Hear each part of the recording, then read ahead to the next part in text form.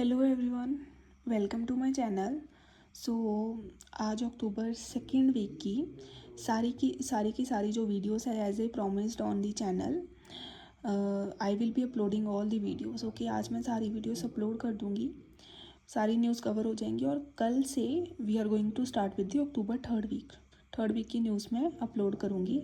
2 दिन में October third week की न्यूज़ को चैनल पे एक्सप्लेनेशन के साथ में मैं अपलोड कर दूँगी। ओके, सो आज इस पर्टिकुलर वीडियो में जो न्यूज़ मैं आपके साथ डिस्कस करने वाली हूँ उसका सबसे पहले मैं कंसेप्ट बताना चाहूँगी आपको कि तो जनरली आपने देखा होगा कि इट्स लाइक दिस।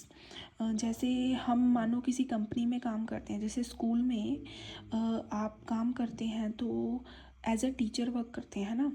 तो लाइक स्कूल में हम एज अ टीचर वर्क कर रहे हैं और बच्चों को पढ़ा रहे हैं। मानो किसी बच्चे को कोई प्रॉब्लम है तो वो बच्चा डायरेक्टली प्रिंसिपल के पास थोड़ी जाएगा। प्रिंसिपल के पास तो नहीं जाएगा उसका पेरेंट कि बच्चे को प्रॉब्लम है। वो पेरेंट क्या करेगा, सबसे पहले किसी टीचर की वजह से कोई प्रॉब्लम है तो वो सबसे पहले किसके पास जाएगा, टीचर के पास जाएगा और उसको बताएगा कि ये इशू है, समझ नहीं आ रहा, या कोई जो भी बात है वो सबसे पहले उस पर्टिकुलर बच्चे को टीचर को बताएगा पेरेंट। अगर वहाँ पे वो इशू रिजॉल्व नहीं होता तो फिर क्या करता है, फिर पेरेंट जाता है हायर मैनेजमेंट में। जैसे कि स्कूल में हायर मैनेजमेंट में कौन आ गया, टीचर से ऊपर तो सीधा स्कूल का डीन होता है जो कि हैंडल करता है इश्यूज़ को। वहाँ पे चला गया मामला। अब डीन लेवल पे भी पेरेंट ने देखा कुछ सॉल्व नहीं हो रहा है इशू, तो फिर उससे ऊपर वाले लेवल पे कहाँ जाएगा पेरेंट, वो जाएगा प्रिंसिपल के पास प्रॉब्लम लेके कि इस टीचर की वजह से या फिर बच्चे को समझ नहीं आ रहा, जो भी इशू है। तो ओवरऑल होता क्या है, ये किसी भी पर्टिकुलर सिस्टम का है कि आप जो सर्विसेज प्रोवाइड कर रहे हो, अगर टीचर अपनी टीचिंग प्रोवाइड कर रहा है उसमें किसी को इशू लग रहा है तो उस चीज़ की कंप्लेन करने के लिए that person can go to which people. ठीक है ना, आप लेवल 1 पे किसके पास जाओगे, लेवल 2 पे किसके पास जाओगे, लेवल 3 पे किसके पास जाओगे। ओके, अच्छा ये तो एक मैंने एनालॉजी बताई। दूसरी एनालॉजी मान लो, दूसरी एनालॉजी क्या होती है, आपको कोई लीगल केस करना है, कोई आपको लगता है कि आपका राइट नहीं मिला है, आपके साथ गलत हुआ, तो आप लीगल केस सबसे पहले कहाँ करोगे, डायरेक्ट सुप्रीम कोर्ट थोड़ी जाओगे। सबसे पहले आप डिस्ट्रिक्ट कोर्ट में जाओगे, वहाँ का जो निर्णय आएगा उसको देखोगे। फिर दूसरी बार आप किसके पास जाओगे, हाई कोर्ट में जाओगे, वहाँ का जो निर्णय होगा उसको देखोगे। फिर हाई कोर्ट के बाद आप जाओगे ना सुप्रीम कोर्ट, ऐसे डायरेक्ट सुप्रीम कोर्ट तो नहीं चले जाओगे। तो इस तरीके से जब भी कोई भी आपको इशू आता है तो देर आर सर्टन लेवल जिनको आपको क्रॉस करके ही हायर लेवल पे जाना होता है। तो same thing I am going to discuss with the banks. Bank क्या करते हैं, बैंक हमें अपनी सर्विसेज प्रोवाइड करते हैं।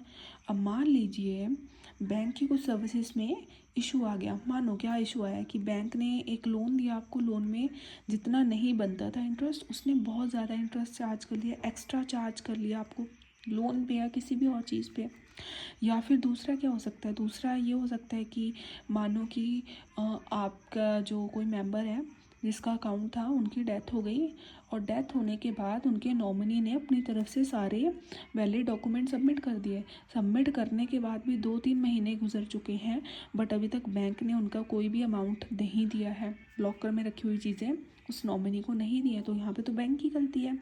तो पर्सन को पता है, ग्राहक को पता है कि बैंक ये गलती कर रहा है, तो वो गलती की कंप्लेन करने कहाँ जाएगा, कैसे उस कंप्लेन का रेजोल्यूशन होगा, that I am going to discuss in this video. ये पहली न्यूज़ होगी। ओके, तो फर्स्ट थिंग, वो ही और she can directly approach to bank people. तो जो बैंक के पीपल होते हैं जहाँ पे जो वहाँ पे टेबल पे बैठते हैं, आप डायरेक्टली वहाँ पे जाइए, अपनी प्रॉब्लम बता सकते हैं। अब वहाँ पे आपकी प्रॉब्लम का सल्यूशन नहीं जाता है तो आपकी सेम प्रॉब्लम कहाँ जाएगी, बैंक की ही हायर मैनेजमेंट में जाएगी। ओके, वहाँ पे हायर मैनेजमेंट आपकी पूरी सिचुएशन को रिव्यू करेगी। बट अगर वहाँ पे भी हायर मैनेजमेंट जो निर्णय लेती है आप उससे सेटिस्फाई नहीं है तो क्या होगा, तो फिर आप डायरेक्टली ये किसके पास जाएगा, इंटरनल अम्बर्ट्समैन के पास जाएगा। Internal ombudsman it's like a person और लाइक अ जज ओवर देयर जो इंडिपेंडेंटली ऑपरेट करेगा, बट करेगा कहाँ पे, बैंक के अंदर ही। बैंक के अंदर ही वो आप उसके पास डायरेक्टली जा सकते हो पर्सन के पास। ओके। अपनी कंप्लेन पूरी आप उसको बताओगे कि हमें भाई ये इशू है, ये हमारा इशू रिजॉल्व नहीं हुआ है। वो पर्सन फिर बैंक का भी देखेगा कि उसमें बैंक की गलती है कि नहीं है। अब वो जो इंटरनल ऑम्बड्समैन है ना, अगर लगेगा कि बैंक ने गलती करी है तो वो बैंक को कंपनसेशन देने के लिए भी ऑर्डर कर सकता है। ओके। तो ये जो तीनों स्टेप जो बैंक के अंदर हो रहे हैं ये विदिन 13 डेज कंप्लीट हो जाने चाहिए। ऐसा नहीं कि आप बैंक में जा रहे हो, बैंक में स्टेप 1 में आपने पर्सन को बोला कि ये इशू है मेरा, वो पर्सन बोल रहा है कि आप 10 दिन के बाद आओ, और वो 10 दिन के बाद जा रहे हो, फिर बोल रहा है कि आप मेरे पास सेम प्रॉब्लम लेके 2 महीने के बाद आओ। ये ऐसा नहीं चलेगा। ये सारी आपकी जो कंप्लेन जो है बैंक के अंदर, ये तीनों लेवल को जो मैक्सिमम आरबीआई ने टाइम सेट कर रखा है वो उन्होंने कर रखा है 30 डेज़ का। 30 डेज़ के अंदर अंदर आरबीआई को इनको आपकी कंप्लेन रिजॉल्व नहीं करनी पड़ेगी। ओके। अगर आप मानो 30 डेज़ तक वो रिजॉल्व नहीं कर पाए तो आप जाओगे आरबीआई के अम्बड्समैन के पास। आरबीआई अम्बड्समैन स्कीम 2021 में लागू हुई थी, और इसके अकॉर्डिंग आरबीआई अम्बड्समैन क्या होता है, ये आरबीआई का ही एक एजेंट होता है। वहाँ में मतलब आरबीआई की सेपरेट एक बेंच बना दिया गया है जो कि कस्टमर की कंप्लेन सुनता है बैंक से रिलेटेड। तो ये पूरी आपकी कंप्लेन को एनालाइज करेगा, उसमें जो बैंक का रोल होगा उसको पूरा एनालाइज करेगा। अगर बैंक की गलती पाई गई तो it will order bank to pay compensation, और बैंक को वो कंपनसेशन पे करना ही पड़ेगा। Okay. The another important thing over there, जैसे मैंने बोला कि आप अपना केस लेके डायरेक्ट सुप्रीम कोर्ट नहीं जा सकते हो, वैसे ही आप अपनी ये जो बैंक से रिलेटेड कंप्लेन है वो आपको किससे प्रॉब्लम है, बैंक से प्रॉब्लम है ना, तो सबसे पहला जो राइट थिंग है वो आप बैंक के पास ही जाओगे। आप डायरेक्टली आरबीआई के पास चलेंगे ना तो वो एक्सेप्ट नहीं करेगा, वो बोलेगा आप 30 डेज़ तक बैंक के साथ कम्युनिकेट करने की कोशिश करो, वहाँ रिजॉल्व करने की कोशिश करो। तो this is how this things goes on. Okay. So now जो आरबीआई की मॉनेटरी पॉलिसी कमेटी की मीटिंग हुई है 57th। ओके। उसमें वो इन्फ्लेशन और ग्रोथ को तो डिस्कस करते ही करते हैं, उसके अलावा भी बाकी चीज़ें हैं वो डिस्कस करी जाती हैं वहाँ पे। उन्होंने क्या बोला, जो रिजर्व बैंक की इंटीग्रेटेड अम्बड्समैन स्कीम है 2021 में जो लागू हुई थी, this you have to remember कि 2021 में लागू हुई है।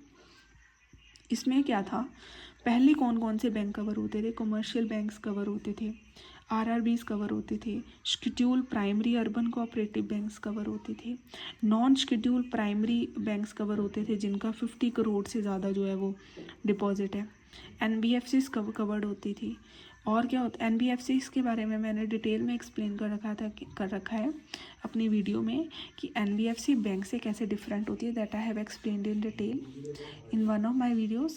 So I will give a link of that video under this video so that अगर किसी को नहीं पता है NBFC क्या होती है तो वो वहाँ देख सकता है। बट इन शॉर्ट बता रही हूँ कि NBFC जो होती है वो बैंक के जैसे ही सारे काम होते हैं, बट ये उन सेक्शंस को पॉपुलेशन के सर्व करती है जहाँ पे बैंक्स का पॉसिबिलिटी नहीं है होना जहाँ पे, तो उनको करती है। After that credit information companies. Credit information companies क्या होती हैं, I am giving you brief thing. Credit information companies होती हैं, जैसे मानो कोई कस्टमर बैंक में गया लोन लेने के लिए, अब बैंक ने उसको पहले कभी लोन नहीं दिया है उसके पास, तो बैंक क्या करेगा, उस पर्सन की सारी जो डिटेल होगा वो क्रेडिट इन्फॉर्मेशन कंपनी को देगा और बोलेगा कि बताओ इसने कहीं और किसी और बैंक से किसी और जगह से जो लोन दे रखा है वहाँ पे उसका क्या रिकॉर्ड रहा है। तो क्रेडिट इन्फॉर्मेशन कंपनी के पास जो कस्टमर होगा, चाहे उसके डिफरेंट बैंक्स में अकाउंट हो, चाहे कहीं भी अकाउंट हो, उसने कितना क्रेडिट ले रखा है उसके पास रिकॉर्ड रहता है और बैंक इससे रिकॉर्ड मांगते हैं। ओके। तो ये 5-6 जो डिफरेंट कैटेगरीज थी वो इसके अंदर अभी तक आ रही थी इस अम्बड्समैन स्कीम के अंदर। बट अब से जो कोऑपरेटिव बैंक्स हैं स्टेट के और जो डिस्ट्रिक्ट सेंटर कोऑपरेटिव बैंक्स हैं, पहले क्या होता था इनकी जो कंप्लेन आती थी वो किसके पास जाती थी, नाबार्ड के पास जाती थी, क्यों नाबार्ड इनको ऑपरेट कर रहा था, नाबार्ड के पास जाती थी। बट ये प्रोसेस काफ़ी स्लो होने की वजह से अब ये किसके पास शिफ्ट हो चुकी हैं, अगेन ये दोनों बैंक्स आरबीआई अम्बड्समैन स्कीम के अंदर ही आ गए हैं। अब इनसे रिलेटेड भी कंप्लेन अम्बड्समैन स्कीम में ही जाएगी, आरबीआई के अम्बड्समैन के पास ही जाएगी। This is the new change जो आरबीआई की मॉनेटरी पॉलिसी में कमेटी की जो मीटिंग हुई थी उन्होंने डिस्कस किया है। ओके। तो अब इससे फ़ायदा क्या होगा, it will help in strengthening internal ombudsman mechanism new powers. हाँ, और इंटरनल अम्बट्समैन को न्यू पावर क्या दे रखी है कि वो compensation can have compensation power, they can talk directly to the complainant and they work like RBI ombudsman but inside the bank. So that's it about this particular scheme. Okay, so thank you so much for watching this video.